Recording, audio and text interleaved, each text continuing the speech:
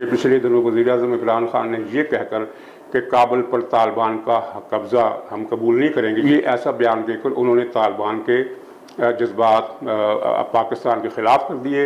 ये बात कहनी नहीं चाहिए थी। अरे भाई, चाइना 40 साल पहले आप वियतनाम गए थे जनरल जाओ को लेकर, वहां आपने वियतनाम ने आपको हरा दिया। 43 साल से एक लड़ाई नहीं जीत गई। गलवान में 135 लोग मरे आपके, आप अफगानिस्तान जाओगे। तो गाइस वीडियो का इंट्रो देखकर तो आप लोग समझ गए होंगे कि मतलब अफगानिस्तान और तालिबान का जो मामला है वो काफ़ी ज़्यादा आगे बढ़ चुका है। मतलब हालात बहुत ज़्यादा ख़राब है और एक सिविल वॉर जैसी क्रिएट हो चुकी है सिचुएशन। और अब पता चल रहा है कि पाकिस्तान और तालिबान के बीच में भी जो कनेक्शंस थे वो थोड़े से डगमगाते दिख रहे हैं। और उसका एक रीज़न है इमरान खान, क्योंकि इमरान खान अक्सर मुँह उठा के ऐसी स्पीच देने पहुँच जाते हैं, मतलब जो कि पाकिस्तानी कौम के बीच में खुद को पॉपुलर बनाने के लिए कुछ भी भड़कीले स्पीच दे देते हैं। मतलब किसी के भी खिलाफ कोई भी मुल्क हो, उनके सामने कुछ भी नहीं है। मतलब इस तरह की स्पीच देते हैं, कभी अमेरिका के खिलाफ, कभी भारत के खिलाफ, कभी तालिबान के खिलाफ। तो इस बार उन्होंने तालिबान से पंगे लिए हैं और तालिबान का भी काफ़ी ज़्यादा अजीब सा रिएक्शन आया है पाकिस्तान के खिलाफ। और हो सकता है कि आगे चल के सिचुएशन पाकिस्तान और तालिबान के बीच में भी गड़बड़ हो। तो इस पर पाकिस्तान मीडिया भी बहुत ज़्यादा गर्म है इमरान खान पे। और खैर पाकिस्तानी फ़ौज तो कूटती रहती है अक्सर इमरान खान को। तो वीडियो को एंड तक जरूर से देखिएगा। और अगर आप लोग चैनल पर नए हैं तो चैनल को सब्सक्राइब करके बेल आइकन को प्रेस कर दीजिएगा। वीडियो को लाइक शेयर जरूर से कीजिएगा। अगली वीडियो पर मुलाकात होगी, तब तक के लिए अपना ख्याल रखिएगा। सेफ रहिए। जय हिंद।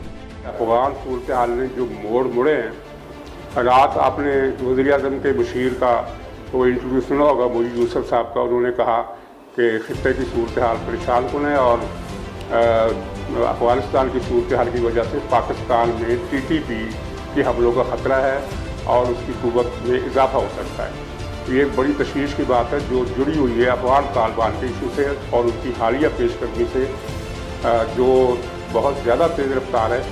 और आपने उनका ये दावा भी सुना कि हमने 85% रकबे पर कब्जा कर लिया है। तो फिर अफ़गानिस्तान में खाना जंगी यकीनी है, जिसके असरात पाकिस्तान पर पड़ेंगे। नाज़रीन, सबसे ज़्यादा तशवीशनाक बात यह है कि तालिबान पाकिस्तान के बारे में अदम एतमाद का इज़हार कर रहे हैं।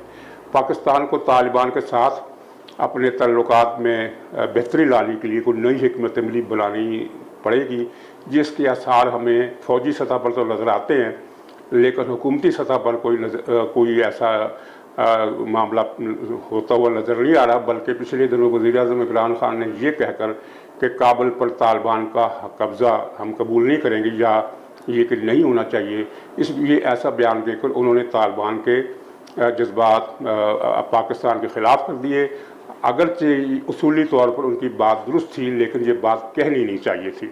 लेकिन इसके बाद जो खाना जंगी छिड़ी तो पाकिस्तान की तरफ अफ़गान महाजरीन का एक बड़ा रेला आ सकता है और पाकिस्तान ने बाड़ लगाई हुई है। और सुना यह है कि वो पाकिस्तान उनको आने की इजाज़त नहीं देगा। अगर उनको आने की इजाज़त नहीं देगा तो आलमी बरादरी का दबाव बढ़ेगा, और अगर उन्हें आने देता है तो पाकिस्तान में तहरीक तालिबान TTP जो एक दहशतगर्द डिक्लेयर्ड दहशतगर्द तंजीम है, उसकी ताकत में इजाफा होगा। यानी पाकिस्तान के लिए मसला एक दो राह का है और इससे दो राह से कैसा निकलना है, इसके लिए पाकिस्तान के लिए ज़रूरी है कि वो तमाम सियासी जमातों के मशवरे के साथ हिकमत अमली बनाए, जिसका इम्कान फ़िलहाल नज़र नहीं आता। अगर आप हिस्ट्री उठा के देखें, अफगानिस्तान पे केवल एक बादशाह है जिसने कब्जा किया आज तक हिस्ट्री में, वो है चंगेज खान। चंगेज खान को छोड़ के कोई अफगानिस्तान नहीं जीत पाया, हिस्ट्री में दवा है। Afghanistan is called the graveyard of international या फॉरेन आर्मीज। जो भी वहां गए, रशियन गए हैं उनका भी वही हश्र हुआ, अमेरिकन गए सबका वही हश्र हुआ है। अगर अब ये 4 फुट वाले चीनी सोचते कि ये जाके वहां कुछ कमाल कर लेंगे, मेरा ये मानना है अफगान और पठान को काबू करना किसी की औकात ही नहीं है, कोई नहीं कर पाएगा। अगर आप सोचते हो कि आप पैसा देके पठान को खरीद लोगे, वो संभव नहीं है। आप पठान को डरा लोगे, वो संभव नहीं है। और अब इसमें क्या हो रहा है, अमेरिका तो निकल लिया, अब ये चीनी क्या कर रहे हैं, भाई हम जाएंगे वहां पे। इमरान खान नियाजी साहब ने तो ऑलरेडी 7,000 तो तहरीक तालिबान के लोग वहां बैठे ही बैठे हैं, ठीक है जी। अब ये चाइनीज घुस रहे हैं। अब रशिया कह रहा है यार मैं भी अपनी दाल रोटी गर्म करूं ताकि मेरे घर तक प्रॉब्लम ना आए। अफगानिस्तान अगर आउट ऑफ कंट्रोल हो गया पूरे एशिया में, क्या पूरी दुनिया में, ये आग लगा सकता है। मैं आग से खेलना नहीं कहूंगा, मैं कहूंगा वॉल्केनो से खेल रहे हो।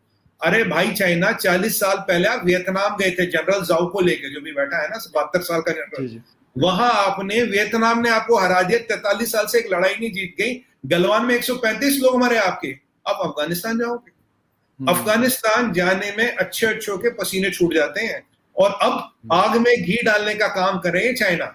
मुझे बताइए 20 साल में अमेरिका को क्या मिला वहां पे? आप बताइए क्या मिला? कुछ भी नहीं मिला। अब आप जाके कौन सा पहाड़ उखाड़ लोगे, कौन सा खंबा खोद बिल्कुल दोगे? बिल्कुल। अमेरिका तो जा रहा है, लेकिन हमें किस तरह छोड़ गया वो?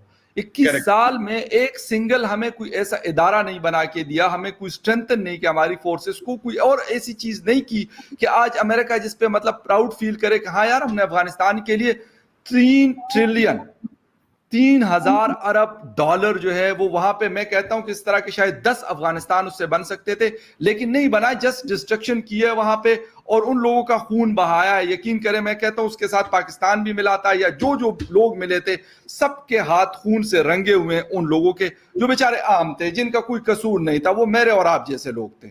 उनका सिर्फ एक कसूर था कि वो अफगानिस्तान के रहने वाले।